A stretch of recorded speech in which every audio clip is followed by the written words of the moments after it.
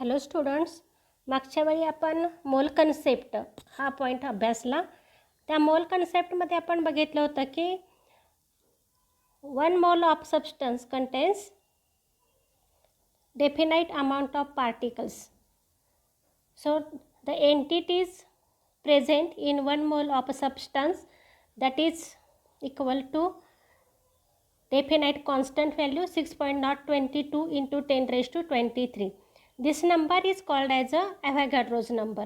So mole means quantitative adjective used to express large number of some submicroscopic particles like atoms, ions, electrons, etc. present in the substances. So in that we have studied that 1 mole of a substance that contains 6.022 into 10 raised to 23 particles, entities, atoms, ions or molecules. So this number 6.022 into 10 raised to 23, that is called as a Avogadro's constant. So 1 mole of any substance contains 6.022 into 10 raised to 23 particles.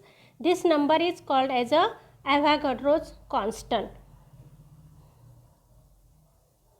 For example, if we take 1 mole of oxygen atom, then 1 mole of oxygen atom contains 6.022 into 10 raised to 23 atoms of oxygen. Or if we take 1 mole of water molecule, then it also contains 6.022 into 10 raised to 23 molecules of water. If we take 1 mole of sodium chloride, then it also contains 6.022 into 10 raised to 23 formula units of the NaCl. That means if we take 1 mole of any substance, then it contains number of particles is equal to 6.022 into 10 raised to 23. So this is called as a Avogadro's number. It is or Avogadro's constant, and it is denoted as a Na, capital Na. Next is the molar mass. So in case of gaseous substances, mass of 1 mole of substance in gram, that is called as a molar mass. So molar mass of any element in gram, that is called as the atomic mass of that element in U. म्हणजे जेवढा आपला atomic mass आपण express करतो, atomic mass हे आपण यूमध्ये unified मासमध्ये express करतो, तर molar mass जे आहे हे ग्रॅम्समध्ये एक्सप्रेस केलं जातं. म्हणजे एखाद्या इलेमेंटचं मोलर मास जेवढं असतं ग्रॅम्समध्ये, तेवढंच त्याचं ॲटॉमिक मास यूमध्ये असतं. म्हणजे समजा कार्बन आहे, तर कार्बनचा ॲटॉमिक मास किती आहे? 12 यू आहे. म्हणजेच एका ॲटमचं मास 12 यू एवढं येतं. तर मोलर मास ऑफ कार्बन किती येणार? 12 ग्रॅम्स येणार. म्हणजेच एखाद्या सबस्टन्सचं मास हे मोलर मास हे कशामध्ये असतं? ग्रॅम्समध्ये असतं. तर ॲटॉमिक मास हे कशामध्ये असेल? यूमध्ये, म्हणजेच युनिफाईड मासमध्ये एक्सप्रेस केलं जातं. So molar mass of substance, आता हे इलेमेंटच्या बाबतीत आहे की जेवढं त्याचं ॲटॉमिक मास यूमध्ये आहे तेवढंच त्याचं मोलर मास हे ग्रॅम्समध्ये असतं. तसं molar mass of substance in polyatomic molecule, polyatomic म्हणजे एकापेक्षा जास्त ॲटम असणारा जर मोलेक्यूल असेल, समजा H2O आहे, तर molecular mass or formula mass जेवढा असेल, आता मोलेक्युलर मास किंवा फॉर्म्युला मास हे आपण यूमध्ये मोजतो. तर जेवढा त्या कंपाऊंडचं किंवा त्या सबस्टन्सचं पॉलीॲटॉमिक मोलेक्युलचं मोलेक्युलर मास असेल किंवा फॉर्म्युला मास असेल, तेवढंच त्याचं काय असतं? मोलर मास असतं. म्हणजे समजा H2O आहे, तर H2Oचं जे मोलर मास आहे हे किती असतं? तर मोलेक्युलर मास ऑफ H2O. आता मोलेक्युलर मास ऑफ H2O किती? तर 2 हायड्रोजनचं, अजून काही मुलांना ही कन्सेप्ट समजली नाही आहे. तर मोलेक्युलर मास आहे, तर मोलेक्युलर मासमध्ये काय? तर हायड्रोजनचं मास किती आहे? 1 आहे ॲटॉमिक मास, 1 यू. म्हणजे 2 हायड्रोजनचं किती झालं? 2 यू झालं. म्हणजे समजा आपण इथं थोडंसं कॅल्क्युलेशन करून दाखवते मी. समजा आपण H2O घेतला, तर H2Oमध्ये हायड्रोजनचं किती आहे? 1 आहे. हायड्रोजन किती मोलेक्युल्स आहेत? 2 आहेत. प्लस ऑक्सिजनचा मास किती आहे 16 आहे आणि ऑक्सिजन ॲटम किती आहेत 1 आहे. म्हणजेच मोलर मास किती आलं हे 2 अधिक हे 16 म्हणजे किती आलं 16 अधिक 2 18 आलं. जे 18 हे काय आलं त्याचं मॉलिक्युलर मास आलं जे आपण यूमध्ये लिहितो. तेच आपण याचं जर समजा मोलर मास म्हटलं तर मोलर माससुद्धा किती येणार हे पण 18च येणार, पण हे ग्रॅम्समध्ये येणार आणि मॉलिक्युलर मास 18च आहे पण हे कशामध्ये यूमध्ये आहे.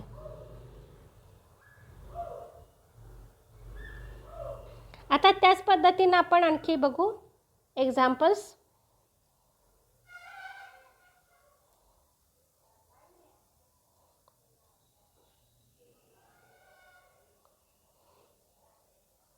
थोडंसं आपण हे लिहिलेलं कॅन्सल करू.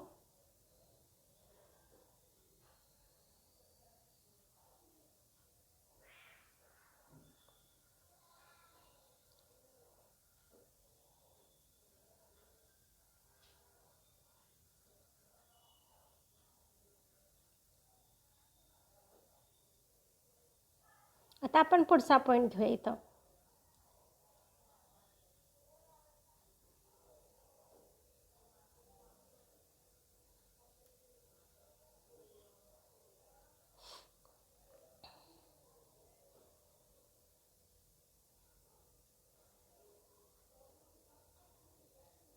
समजा आपण आता इथे एक्झाम्पल घेतलं तर इथं हायड्रोजन जो आहे हा हायड्रोजन एलिमेंट आहे, त्याचा ॲटॉमिक मास 1 युनिट आहे. तर मोलर मास काय येणार 1 ग्रॅम्स पर मोल. कार्बन ॲटॉमिक मास 12 असेल तर मोलर मास येते याचं 12 ग्रॅम्स पर मोल. ऑक्सिजन ॲटॉमिक मास 16 असेल तर मोलर मास येतं 16 ग्रॅम्स पर मोल.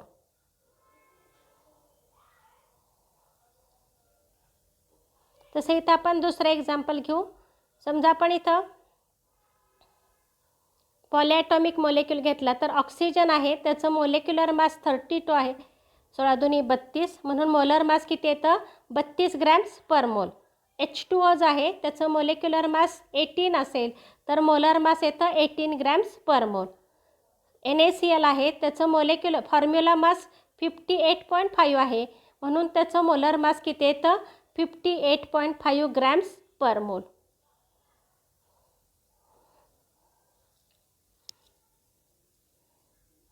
आता पुढं आपण बघणार आहे की मोल्स अँड गॅसेस. म्हणजे समजा गॅसेस मॉलिक्यूल असतील तर आपण काय करतो तर त्याचा मास घेण्याऐवजी आपण व्हॉल्यूम घेतो, त्याला आपण मोलर व्हॉल्यूम म्हणतो. So molar volume means 1 mole of any gas occupies the volume 22.4 dm³ at STP. म्हणजे STP म्हणजे काय स्टँडर्ड टेम्परेचर अँड प्रेशर. जे स्टँडर्ड टेम्परेचर अँड प्रेशर असेल त्यावेळी कुठलाही आपण 1 मोल ऑफ एनी गॅस घेतला तर त्याचं व्हॉल्यूम कॉन्स्टंट असतं, हे असतं 22.4 dm³. So 1 mole of any gas occupies the volume 22.4 dm³ at STP. This volume is called as a molar volume. Molar volume means volume of 1 mole of any gas that is constant and that is about 22.4 dm³. So standard temperature किती असतं तर 0 degree असतं आणि standard pressure असतं 1 atmosphere. म्हणजे समजा मी म्हटलं की ॲट STP ऑक्सिजन घेतला मी 1 मोल ऑक्सिजन तर त्याचं व्हॉल्यूम किती भरणार 22.4 dm³. मी 1 मोल हायड्रोजन घेतला तरीही त्याचं व्हॉल्यूम किती असेल 22.4 dm³. आणि मी 1 मोल नायट्रोजन घेतला तरीसुद्धा त्याचं व्हॉल्यूम किती असेल 22.4 dm³ at STP. That means at STP 1 mole of any gas occupies the volume 22.4 dm³. Next point is number of moles of gas N. आता number of moles of gas N आपल्याला काढायचे असतील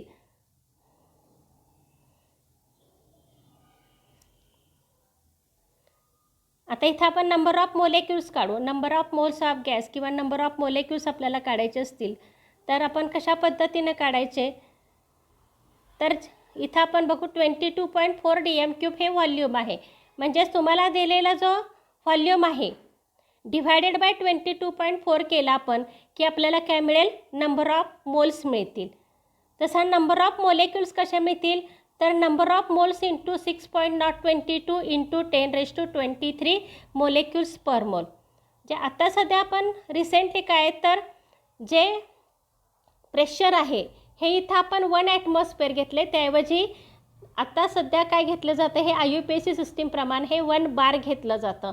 आणि त्यामुळे molar volume जे आहे हे 22.4 DMQच्या ऐवजी किती येतं, 22.7 मोल्स पर लिटर. इथं जर आपण बघितलं तर नंबर ऑफ मोल्स आपल्याला काढायचे असतील कुठल्याही गॅसचे, तर काय फॉर्म्युला लिहिता येईल, तर एका मोलचं व्हॉल्यूम किती असतं, 22.4. म्हणजे तुम्हाला फॉर्म्युला वापरावा लागतो, volume of gas divided by molar volume. आता मोलर व्हॉल्यूम किती आहे हे, म्हणजेच व्हॉल्यूम डिवायडेड बाय किती घ्यायचं, 22.4 DMQ.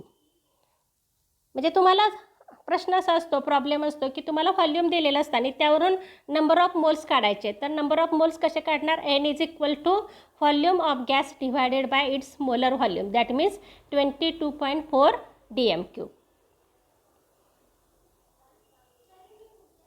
आता आपण इथं थेरॉटिकल भाग आपला संपलेला आहे. आता याच्यावरचे प्रॉब्लेम्स बघू. पहिला प्रॉब्लेम आहे, calculate number of moles and molecules of ammonia gas in volume 67.2 DMQ of it measured at STP. म्हणजे आपल्याला अमोनिया गॅस जो आहे, ह्या अमोनिया गॅसचं काय काढायचं आहे, व्हॉल्यूम काढायचं, नंबर ऑफ मोल्स काढायचे आहेत आणि मोलेक्युल्स काढायचे आहेत. व्हॉल्यूम किती दिले आपल्याला, 67.2 DMQ of it measured at STP. आता आपल्याला हे कसं सोडवायचं आहे, तर व्हॉल्यूम ऑफ NH3 किती आहे, 67.2 DMQ आहे आणि मोलर व्हॉल्यूम किती आहे, 22.4 DMQ पर मोल. आता आपण फॉर्म्युला बघितला की number of moles of gas N बरोबर काय येतो, number of moles of gas N बरोबर काय येणार, तर 67.2 डिवायडेड बाय 22.4 आणि हे उत्तर किती येणार, 3 मोल्स येणार. नंबर ऑफ मोल्स किती आले, 3 आले. देन नंबर ऑफ मोलेक्युल्स काढायचे असतील आपल्याला, तर number of moles into Avogadro's number हा फॉर्म्युला वापरायचा. म्हणजे नंबर ऑफ मोल्स किती आहेत, 3 मोल्स आहेत, इंटू ॲव्होगॅड्रोज नंबर किती आहे, 6.022 इंटू 10⁻23 मोलेक्युल्स पर मोल. म्हणजे ॲव्होगॅड्रोज नंबरला नंबर ऑफ मोलने गुणलं की आपल्याला काय मिळतील, नंबर ऑफ पार्टिकल्स म्हणजेच नंबर ऑफ मोलेक्युल्स मिळतील. आता हे किती आले, तर 6×18 म्हणजे हे तर 18.066 इंटू 10⁻23 मोलेक्युल्स. सेकंड प्रॉब्लेम आहे, calculate the number of atoms in each of the following, 52 moles of argon, 52 U of helium and 52 grams of helium. बघा आता इथं आपल्याला 3 युनिट्स दिलेले आहेत, म्हणजेच इथं ग्रॅम्समध्ये दिले मास ऑफ ॲटम, इथं काय दिले 52 U. आता ग्रॅम्समध्ये आहे म्हणजे हे मोलर मास आहे, हे 52 U आहे, हे ॲटम्स आहे म्हणून याला आपण ॲटॉमिक मास म्हणू. आणि इथं 52 काय आहेत, त्याचे नंबर ऑफ मोल्स आहेत. म्हणजेच हा इनर्ट गॅस आहे, संख्या तेवढीच दिसते आपल्याला, पण त्यामध्ये असणारे नंबर ऑफ ॲटम्स मात्र काय असतील, डिफरंट असतील. तर पहिल्यांदा आपण काढू आर्गॉनचे 52 मोल्स ऑफ आर्गॉन. आता 1 मोल ऑफ आर्गॉन किती असतो, 6.022 इंटू 10⁻23 ॲटम्स ऑफ आर्गॉन. एका मोलमध्ये किती असतात, 6.022 इंटू 10⁻23. आता आपल्याकडे किती मोल्स आहेत, तर 52 मोल्स आहेत. मग 52 मोल्स ऑफ आर्गॉन किती येणार, तर 52 into 6.022 into 10⁻23 atoms of argon येणार. म्हणजे 52 गुणिले आपण 6.022 केलं तर हे येतं 313.144 into 10⁻23 atoms of the argon. म्हणजे आपण मोल्सवरून ॲटम्स काढताना काय करतो आहे, तर जेवढे मोल्स आहेत त्याला ॲव्होगॅड्रोज नंबरने मल्टिप्लाय केलं की आपल्याला काय मिळतं, नंबर ऑफ ॲटम्स मिळतात. हे लक्षात ठेवा. म्हणजे जेवढे मोल्स आहेत त्या मोल्सला Na म्हणजेच ॲव्होगॅड्रोज नंबरने मल्टिप्लाय केलं तर आपल्याला काय मिळतील, नंबर ऑफ ॲटम्स मिळतील. आता दुसरं आपल्याला दिलं आहे 52U ऑफ हेलियम.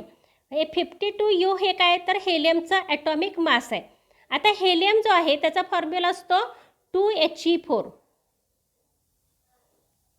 म्हणजे त्याचा ॲटॉमिक नंबर 2 आहे आणि मास नंबर किती आहे त्याचा 4 आहे. म्हणजेच atomic mass of helium is mass of 1 atom of helium किती आहे, 4U आहे. म्हणजे 4U बरोबर 1 हेलियम असेल तर 52U बरोबर किती असणार, तर 52/4 येईल.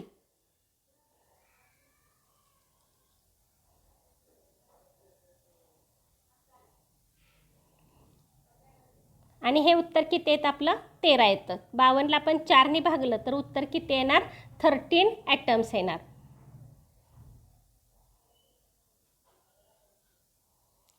पुढचा पॉईंट आहे 52 ग्रॅम्स ऑफ हेलियम. आता 52 ग्रॅम्स ऑफ हेलियम जे आहे हे त्याचं काय आलं, मोलर मास आहे. मास ऑफ 1 मोल किती येतं, 4 ग्रॅम येतं. आपल्याला माहिती आहे की जेवढं ॲटॉमिक मास असतं तेवढंच मोलर मास हे ग्रॅममध्ये येतं. त्यामुळं जेवढा ॲटॉमिक मास किती आहे त्याचं 4U आहे तेवढंच त्याचं मोलेक्युलर मास येतं 4 gram. So number of moles of helium किती येणार, जेवढे ॲटम्स येतील तेवढेच येणार. कारण काय येणार इथं फॉर्म्युला पुन्हा मगाच्या सारखंच येणार, 52 डिवायडेड बाय 4. हे आपण केलं तर बरोबर किती येईल, हे 13 येईल.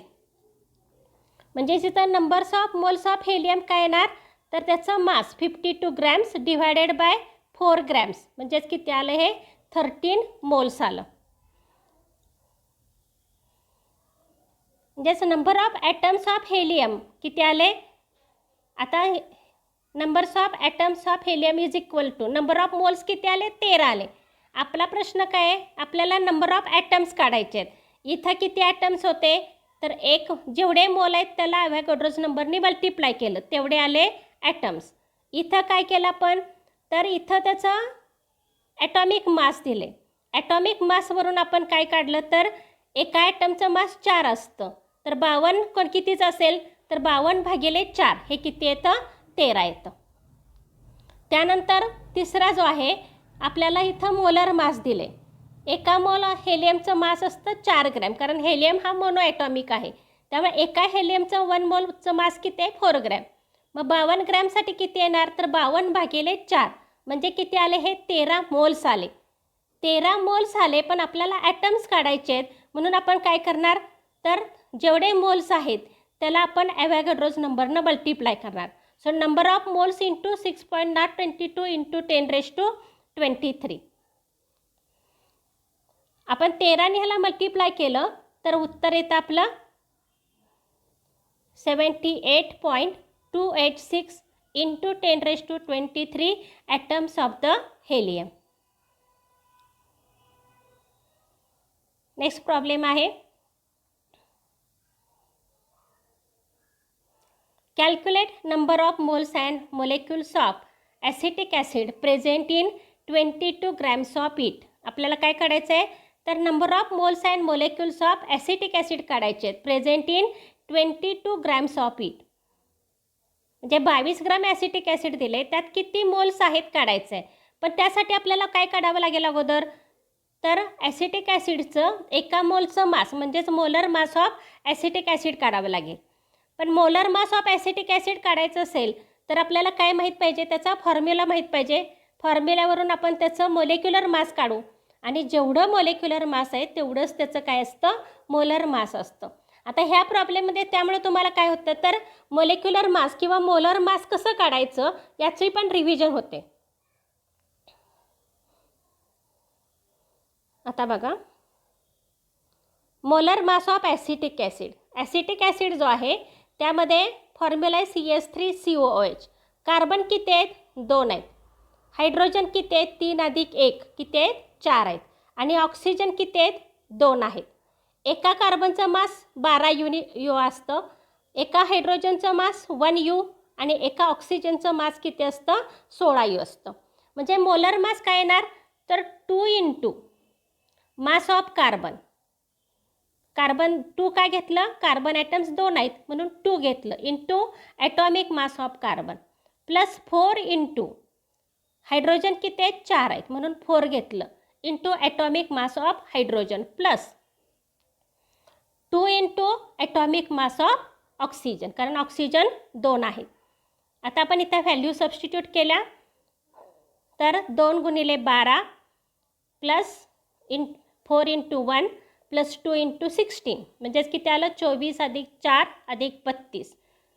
24 आणि 4 28 आणि 32 किती आलं 60 ग्रॅम्स पर मोल आलं. म्हणजेच इथं molar mass of acetic acid आपल्याला मिळालं 60 ग्रॅम्स. एका मोलचं वजन किती आहे 60 ग्रॅम्स आहे तर आपल्याला किती विचारलं आहे 22 ग्रॅमचं किती आहे. So molar mass of acetic acid काय येणार molar mass of acetic acid येणार 22 ग्रॅम्स डिवायडेड बाय 60 ग्रॅम्स पर मोल. आता 22 हे ग्रॅमला ग्रॅम कॅन्सल होईल आणि 22 भागिले 60 आपण सोडवून घेतलं तर हे तर 0.3660 मोल्स आलं कारण हा मोल इथं डिवायडेड बाय हा वरती जाईल त्यामुळे युनिट काय आलं याचं 0.3660 मोल्स.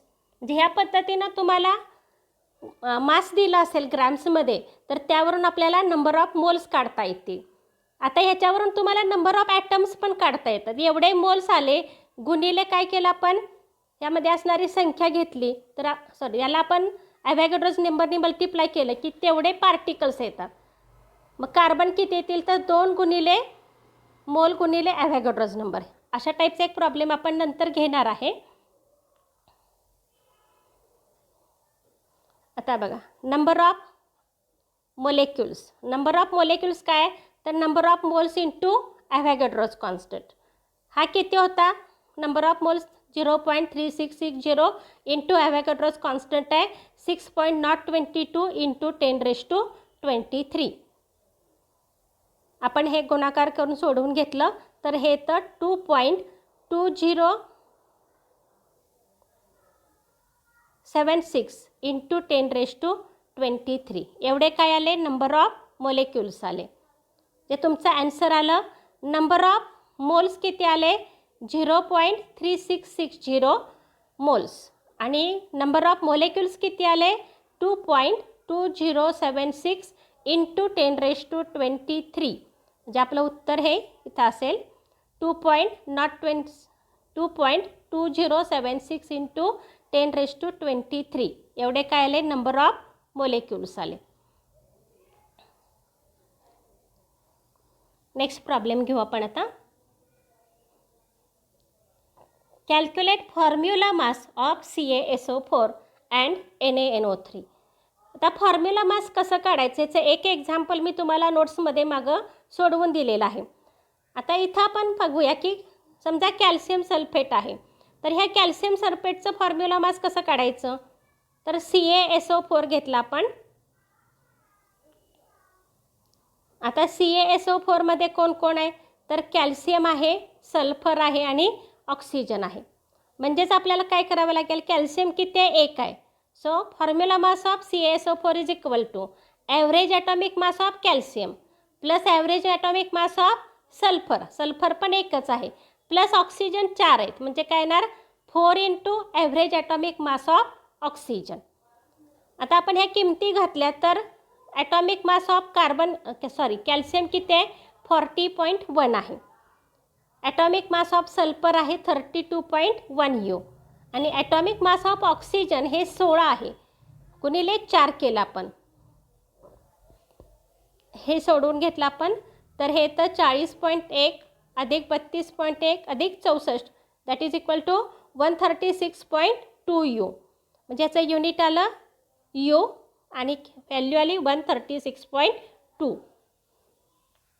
याच पद्धतीनं आपण NaNO3 घेतला तर in case of NaNO3 formula of mass of NaNO3 is there is one sodium, so we take here average atomic mass of sodium plus average atomic mass of nitrogen plus oxygen are 3. So 3 into average atomic mass of oxygen. So that is equal to average atomic mass of sodium is 23U plus average atomic mass of nitrogen is 14U and average atomic mass of oxygen is 16. So 16 into 3U. That is equal to 23 plus 14 plus 48, that is equal to 85U. So our answer is formula mass of calcium sulfate is 136.2U and NaNO3 is 85U. म्हणजे अशा पद्धतीचा problem मी तुम्हाला होमवर्कमध्ये दिलेला होता. तो कशा पद्धतीनं सोडवायचा, तर याच पद्धतीनं तुम्ही मॉलिक्युलर मास सुद्धा याच पद्धतीनं काढायचा आहे. नेक्स्ट इज, आता अशा टाईपचा एक प्रॉब्लेम हा थोडा वेगळा आहे, जो तुम्हाला ॲव्हरेज ॲटॉमिक मास कसं काढायचं त्याच्यासाठी एक एक्झाम्पल घेतलेलं आहे मी. Natural isotopic abundance of 10 boron is 19.60 and 11 boron is 80.40%. The exact isotopic masses are 10.033U and 11.009U respectively. Calculate the average atomic mass. आपल्याला ॲव्हरेज ॲटॉमिक मास काढायचे, त्यासाठी बोरांचे दोन आयसोटोप्स आहेत B10 and B11. B10 जो आहे त्याचं अबंडन्स आहे 19, त्याचं जे मास आहे हे आहे 19.60 आणि दुसरा जो आहे पर्सेंटेज आहे याचं 19.60 आणि दुसरा आहे त्याचं पर्सेंटेज आहे 80.40. B10 जो आहे B10चा आयसोटोपिक मास आहे 10.013 आणि B11चा आयसोटोपिक मास आहे 11.009U. आपल्याला ॲव्हरेज ॲटॉमिक मास काढायचं आहे. आपण ही कन्सेप्ट बघितले. जेव्हा आपण ॲव्हरेज ॲटॉमिक मास काढतो तेव्हा काय करतो आपण, we take the isotopic mass into percentage abundance, sum of isotopic mass into percentage abundance of each element divided by 100.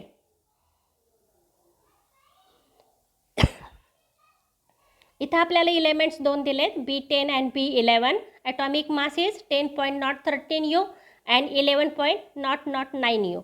Percentage abundance is 19.60 and 80.40. So average atomic mass of boron is equal to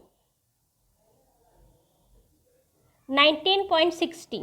हे त्याचं percentage abundance आहे पहिल्या एलिमेंटचं, into its isotopic mass 10.013 plus 80.40 into 11.009 divided by 100. थोडीशी ही line खाली सरकली, हे वरती पाहिजे, डिवायडेड बाय 100. ही लाईन इथं पाहिजे.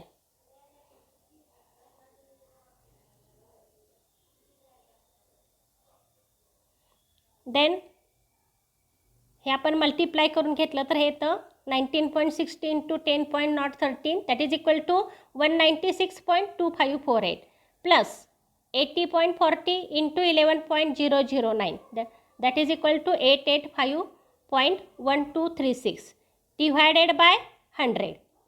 So that is equal to 1081.37 divided by 100. So that is equal to 10.81U. Answer आपलं आलं 10.81U. म्हणजे जेव्हा तुम्हाला ॲव्हरेज ॲटॉमिक मास काढायचं असेल त्यावेळी काय करायचं, isotopic mass into percentage abundance plus isotopic mass of second element into percentage abundance divided by काय करायचं, 100 करायचं. ह्या दोघांच्या percentage into isotopic mass, abundance into isotopic mass याची सम घ्यायची, डिवायडेड बाय 100 करा. That is your answer 10.81U.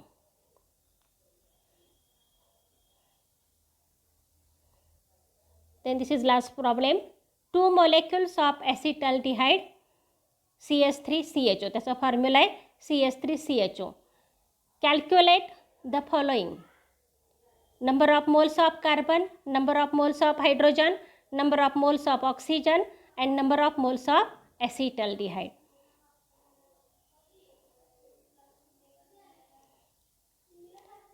Problem जरी मोठा वाटत असला तरी फार सोपा आहे.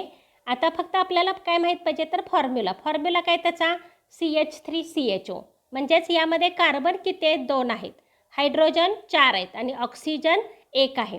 म्हणजे 1 मोल घेतला तर 2 कार्बन आहेत, 4 हायड्रोजन आहेत आणि 1 ऑक्सिजन आहे. मग एका मोलला एवढे तर 2 मोलला किती? एवढंच आपल्याला काढायचं आहे. म्हणजे 1 mole of acetaldehyde contains 2 moles of carbon. Therefore 2 moles of acetaldehyde contains 4 moles of carbon. म्हणजेच आपलं आन्सर किती आलं? 4 मोल ऑफ कार्बन. दुसरा आहे number of moles of hydrogen काढायचे आहेत. आता हे तुम्ही सांगू शकता हायड्रोजन किती आहेत? एका मोलमध्ये 4 आहेत, मग 2मध्ये किती असतील? 4 दुनी 8 असतील. So 1 mole of acetaldehyde contains 4 moles of hydrogen. Therefore 2 moles of acetaldehyde contains 2 into 4, that means 8 moles of hydrogen. आता ऑक्सिजन किती येतील? मग 1 mole contains 1 mole of oxygen. फॉर्म्युल्यामध्ये एकच ऑक्सिजन दिसतोय, मग 2 मोलमध्ये किती असतील? 2 mole contains 2 moles of oxygen. म्हणजे आपण 2 मोल घेतले तर ऑक्सिजन किती येतील? 2 moles येतील. Next is last point. इथं मात्र आपल्याला थोडं वेगळं करायचं आहे. आता आपण इथं प्रत्येक इलेमेंटची संख्या काढली, पण इथं आपल्याला काढायचं आहे number of moles of acetaldehyde. आता इथं आपल्याला 2 moles of acetaldehyde contains number of molecules काढायचे आहेत. आपल्याला किती येणार? 2 × 6.022 × 10⁻23 एवढे काय येतील त्याच्याकडं? नंबर ऑफ मोलेक्युल्स येतील. म्हणजे नंबर ऑफ मोलेक्युल्स किती आले तर 1.2044 × 10⁻24 एवढे मोलेक्युल्स आले. म्हणजे आपल्याला इथं जो फॉर्म्युला आहे इथं मोल्स नको आहेत, फक्त इथं मोलेक्युल्स पाहिजे. थोडा इथं दुरुस्त लक्षात घ्या, मोल्स नाहीत इथं, तर इथं मोलेक्युल्स आहेत. म्हणजे नंबर ऑफ मोल्स दिलेलेच आहे आपल्याला ऑलरेडी. 2 मोल ॲसिटल्डिहाइड असले तर नंबर ऑफ मोलेक्युल्स किती येतील तर mole into Avogadro's number N × Na. N किती आहेत? 2 मोल्स आहेत, गुणिले Na किती आहे? 6.022 × 10⁻23. आणि याचं उत्तर येतं, आपण याला मल्टिप्लाय घेतलं तर 1.2044 × 10⁻23 मोलेक्युल्स ऑफ ॲसिटल्डिहाइड. तर इथं आपला हा टॉपिक संपलेला आहे.